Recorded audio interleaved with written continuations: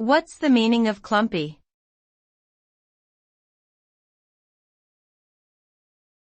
Clumpy.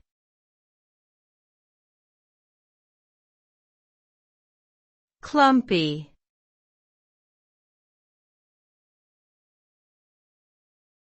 Clumpy.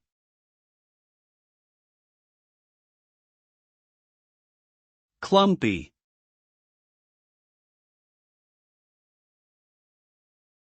Clumpy refers to something that is lumpy, uneven, or consists of irregular clusters or masses. It can be used to describe various types of objects or textures, such as food, liquids, powders, or fabrics. A clumpy substance may be difficult to pour or spread evenly, and may have a rough or coarse texture. For example, lumpy gravy or clumpy mascara. The clumps can be small or large, but they always create an uneven or irregular appearance that can be unattractive or problematic depending on the context.